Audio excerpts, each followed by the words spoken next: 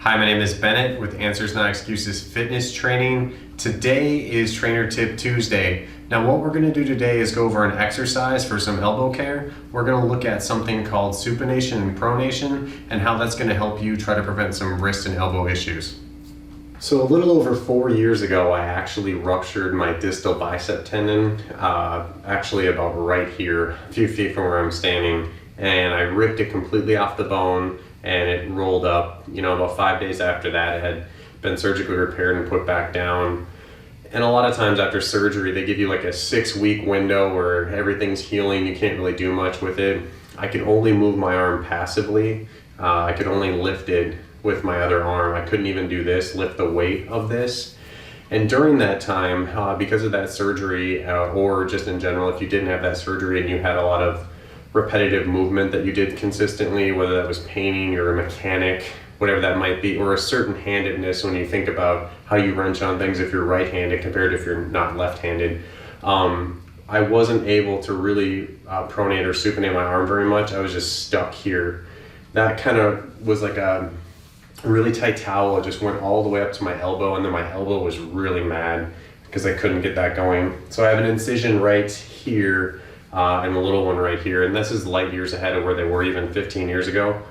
But during that time, this is an exercise that I had to work on a ton. I still work on it a lot now consistently as a warm-up because of this. This forearm of mine is stiffer, but not only that, and me being right-handed and I'm not constantly doing left-handed things or rotating like this, I really feel like it helps prevent a lot of different tennis elbow issues for me. And golfer's elbow, because of me warming that up completely and loosening that up.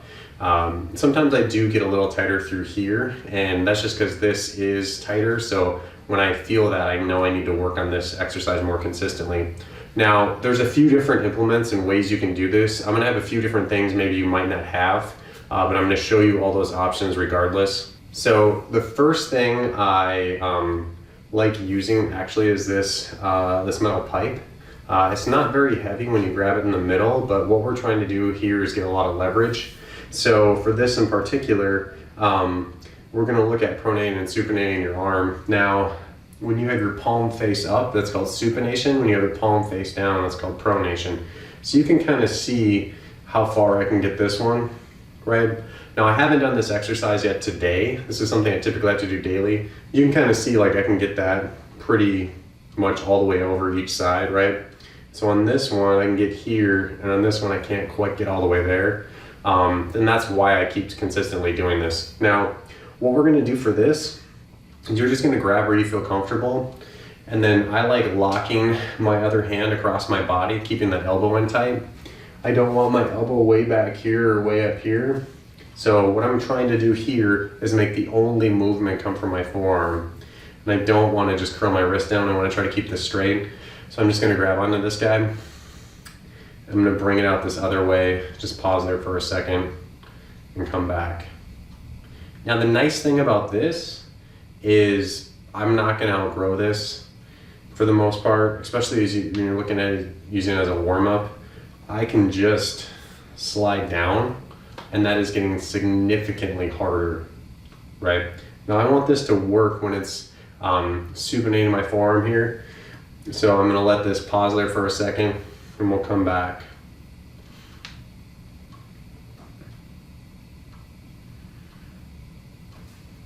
So you're gonna repeat that same thing for the other side.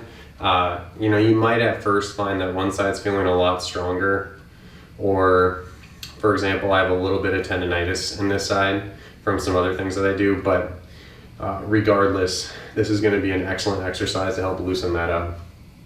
Now, a lot of times people don't have just a pipe laying around or a piece of conduit, and that's perfectly fine.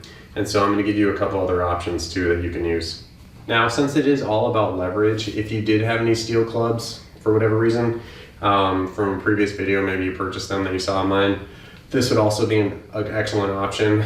Personally, I like that steel pipe better just because it's longer and it actually pulls more. So this is 5 pounds. I can grab a heavier one too, so that's also an option. If you were injured and you were just coming off of surgery, this is just a wooden dowel. This is actually what I bought this for originally 4 years ago. And there's pretty much no weight here. So right now when I do this, I don't really feel anything. Now you do, depending on the size of the dowel, for example, this is a 1 inch. If you had some 1 inch clamps, you can add weight to it if you had some standard size plates. So I've added 2.5 pounds. I have these 1 inch clamps. Okay, now this is gonna be super comparable to that metal pipe. I'm gonna be able to pick pretty much a decent way in there, or decent amount of choked up in order to get enough leverage. This out here is gonna be really hard because of just the leverage going against it. Okay, so this is gonna be more of a strength endurance exercise too. This isn't gonna be a maximal one. I would highly recommend easing into this, doing sets of 10, 15, 20, and you're taking your time.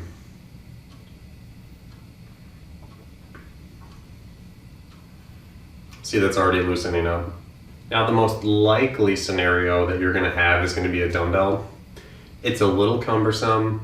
It's not gonna feel quite as good, and you're gonna lose some of the torque in your wrist just because it's gonna end up flexing or extending a little bit for the most part.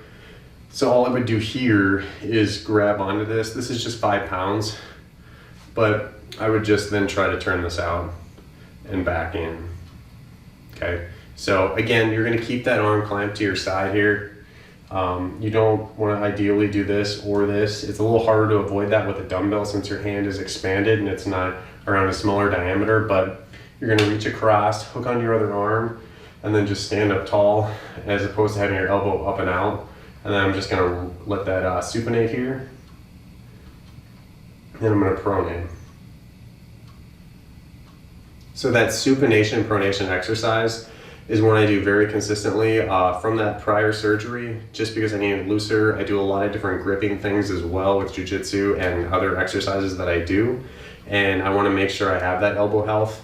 So for example, after that surgery, once I could only move my arm like this, that's all I could get, and I finally got that to loosen up. My elbow was killing me, my wrist was killing me. As soon as I loosened this whole thing up, my wrist snapped back into place, my elbow adjusted, and everything was good. So sometimes just think, if you're feeling wrist pain or elbow pain, it could just be your forearm in the middle that's, not where it needs to be as far as from a strength standpoint or a tension standpoint. So if you can get that back online, trying to use some of those implements potentially, you might be feeling a lot better in your wrist and your elbow. So I hope that was helpful, and if you have any questions, feel free to reach out.